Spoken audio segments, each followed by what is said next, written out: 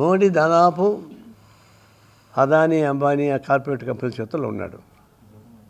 వాళ్ళకి ఏది కావాలంటే అది చేస్తున్నాడు, ఏది కావాలంటే అది చేస్తున్నాడు. అప్పులు రాయితీని మొదలుకొని పెట్టుబడులు మొదలుకొని అనుమతుల దాకా మనకు కూడా ఎఫెక్ట్ అవుతా ఉంది.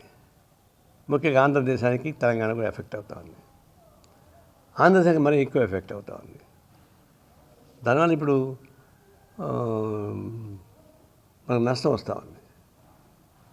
అదానికి మొత్తం విశాఖపట్నం మొత్తం అప్పగిస్తున్నాడు, విద్యుత్ మొత్తం అప్పగిస్తున్నాడు, అన్ని రకాలుగా అప్పగిచ్చేస్తున్నాడు. పోర్టులు ఆయనకి వశమైపోతున్నాయి, ఎయిర్పోర్ట్ ఆయనకి వశమైపోతున్నాయి, ల్యాండ్స్ మొత్తం అసలు వశమైపోతున్నాయి. ఇవన్నీ ఒక కాన్సన్ట్రేషన్ చేస్తూ ఉంది. ఈ సంఖ్యల నుంచి ఇరుక్కుపోయే అవసరం ఉందా? ఇదే చంద్రబాబు నాయుడు ప్రతిపక్షం ఉన్నప్పుడు, వైసీపీ ప్రభుత్వంలో ఉన్నప్పుడు ఏ కాంట్రాక్టర్స్ ఉన్నారు, ఎవరికైతే అదానీ లాంటి వాళ్ళకి భూములు అన్నిటికీ ఫ్రీగా ఇచ్చారు, అలాంటి గవర్నమెంట్ ఓడించింది టీడీపీ కూటమి. మరి టీడీపీ కూటమి అధికారంలోకి వచ్చిన తర్వాత వాళ్ళు విడిచిపెట్టిన బూట్లోని కాళ్ళు పెట్టి తిరుగుతున్నారు. మళ్ళీ వాళ్ళకి భూములు ఇస్తున్నారు, వాళ్ళకి అనేక రాయితీలు ఇస్తూ ఉన్నారు, అనేక పద్ధతుల్లో. ల్యాండ్స్ ఏదో మాకు 8,000 కోట్ల రూపాయలు వస్తాయి, 60,000 కోట్లు, 70,000 కోట్లు, తర్వాత 2047 వచ్చేకాటికి భారతదేశం బ్రహ్మాండంగా వెళ్తుందని అంటున్నారు ఆయన. ఆంధ్రదేశం ఇంకా పైకి పోతుందని ఆయన అంటున్నాడు. నువ్వు 1,000 కోట్ల రూపాయలు విలువైన భూములు వాళ్ళకి ఇచ్చి 100 కోట్ల రూపాయల ఆదాయాన్ని చూపించి ఇది డెవలప్మెంట్ అంటే ఎటు కుదురుతుంది? ఇది ఒక విధంగా ఆత్మవంచన తప్ప ఇంకోటి కనపడదు. అది ఒకటి. రెండవది, మాట ఎందుకు మారుస్తారు? ప్రజలకి నమ్మకం ఉండాలి కదా. ఆయన అధికారంలో లేనప్పుడు విశాఖ స్టీల్ గురించి బ్రహ్మాండంగా మాట్లాడాడు. వాళ్ళు కేటాయించిన భూములు మొత్తం రద్దు చేస్తూ ఉన్నాడు. విశాఖ స్టీల్ ప్రైవేటైజ్ చేయకుండా మేము నిలబడతామని చెప్పేసి కొట్లాడినాడు. మళ్ళీ ఇలా అధికారంలోకి వచ్చిన తర్వాత విశాఖపట్నం స్టీల్ గురించి మాట్లాడరు, అంటే ఆందోళన చేస్తున్నారు. చివరికి ఆంధ్రదేశంలో అత్యధిక మెజార్టీ గెలిపించారు గాజువాకలోని ఎమ్మెల్యేని, టీడీపీ ఎమ్మెల్యే అత్యధిక మెజార్టీ గెలిపించారు. ఇప్పుడు గాజువాకలో పోయి మనం ఏం మాట్లాడుతున్నాడు? ఏమయ్యా మీరు పని చేయడం లేదు, వర్కర్స్ పని చేస్తేనే కదయ్యా ఇంట్లో కూర్చొని డబ్బులు వస్తాయా అని మాట్లాడుతున్నాడు. ఎవరైతే రక్త మాంసాలని పణంగా పెట్టి విశాఖ స్టీల్లో పనిచేస్తారో ఆ కార్మికులను అవమానపరుస్తావా? ఎంత ధైర్యం ఉండాలి నీకు? ఒకవైపున కొండలో కూడు నిండుగా ఉండాలా, బిడ్డ మాత్రం బొద్దుగా ఉండాలా, ఎట్లా సాధ్యం అవుతుంది? దానికి క్యాపిటివ్ మైన్స్ కావాలా. ప్రైవేట్ వాళ్ళకి అందరికీ ఇస్తున్నారు మైన్స్, ఫ్యాక్టరీ లేని వాళ్ళు కూడా ఇస్తున్నారు మైన్స్. కానీ ఫ్యాక్టరీ ఉన్నటువంటి భారతదేశంలో అత్యంత పెద్ద స్టీల్ ఫ్యాక్టరీ విశాఖపట్నంకి ఈరా గన్లు, అది ప్రైవేట్ వాళ్ళకి ఇస్తున్నారుగా.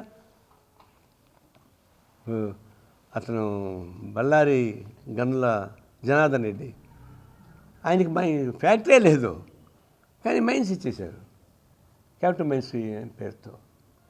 మరి 40 ఏళ్ళుగా ఉన్నటువంటి విశాఖ స్టీలు దాదాపుగా 1,000 మందికి ఉద్యోగాలు వస్తున్నాయి, లాభాలు వస్తున్నాయి. దానికి క్యాపిటల్ మైన్స్ ఇవ్వమని సెంట్రల్ గవర్నమెంట్ ఇవ్వదు, ఈయన కొట్లాడాడు. చివరికి అదానీ కంపెనీకి క్యాపిటల్ మైన్స్ ఇవ్వమని చెప్పేసి మాట్లాడుతున్నారు. ఎంత సూసైడ్ ఇది! అట్టా నష్టాలు వస్తే ఆ నష్టాన్ని కార్మికుల ముందు పడేసి, ప్రభుత్వం వచ్చే పాలసీని పక్కన పడేసి, భారాన్ని ఫ్యాక్టరీ మీద పెట్టి కార్మికుల్ని స్కేప్ గోట్ చేయడానికి ప్రయత్నిస్తున్నాడు. ఆయన స్టేట్మెంటు చాలా గొప్ప అనుకుని ఇచ్చాడు, కానీ మొత్తగా ధ్యానం తిరగబడ్డారు. టీడీపీ వాళ్ళు కూడా ఇబ్బంది వచ్చేసింది. ఇప్పుడు మొన్న 4 రోజుల తర్వాత ఆయన గొప్పగా మళ్ళా విశాఖ స్టీల్ గురించి అని గట్టిగా మాట్లాడుతున్నాడు. నిర్మలా సీతారామన్ వచ్చిన మీటింగ్లో. అంటే 3 రోజులు తేడా ఏంటి? ఆడిపోతే నోరు జారినాడు, జనం తిరగబడినారు. ఇప్పుడు గొట్టగా చెప్పుకుంటున్నాడు. ఇప్పుడు కూడా విశాఖ స్టీల్కి సంబంధించినటువంటి అంశాల వారీగా ప్రైవేటైజ్ చేస్తున్నాడు. ఇప్పుడు మన బాడీ ఉంది, బాడీ చెవులు ఒకరికి అప్పగించి, ముక్కు ఒకరికి అప్పగించి, నోరు ఒకరికి అప్పగించి, చేతులు ఒకరికి అప్పగిస్తే అవన్నీ ప్రైవేట్ అవుతాయి. బాడీ మాత్రమే ఉంటుంది స్కెల్టర్గా. అంటే బాడీని స్కెల్టర్గా పెట్టి అంగాలు మొత్తం ప్రైవేటైజ్ చేయడానికి ఉపయోగపడే ఏర్పాటు ఇప్పుడు జరుగుతున్నాయి. అంటే ఏంది, అది సహజంగా మరణం జరగాల, సహజమైన మరణం జరగాల. దానికి పద్ధతుల్లో మాట్లాడుతున్నారు. ఎవరు విశ్వసిస్తారు చెప్పండి మమ్మల్ని? అప్పుడు ఒక మాట ఇప్పుడు ఒక మాట, అందులో ముఖ్యమంత్రిగా ఉండేవాడు. ఇప్పుడు అమరావతి సమస్య వచ్చింది. అందుకని ముందు ఫస్ట్ నేను రైజ్ చేసింది 30,000 ఎకరాలు రైతులు ఇచ్చారు. దేశంలో ఎక్కడ ఇంత అద్భుతం జరగలే. అందులో చాలా ఫెర్టైల్ ల్యాండ్స్ అవి, ఇక రాయలసీమ ఎడారి ప్రాంతం అంటే కాదు, అయినా ఇచ్చారు. నేను ఆశ్చర్యపోయినా. మంచిది, సరే రకరకాల పద్ధతులు జరిగినాయి. ఈ జగన్మోహన్ రెడ్డి ఆయన ఇన్ఫ్రాస్ట్రక్చర్ తయారు చేసిపోయినాడు.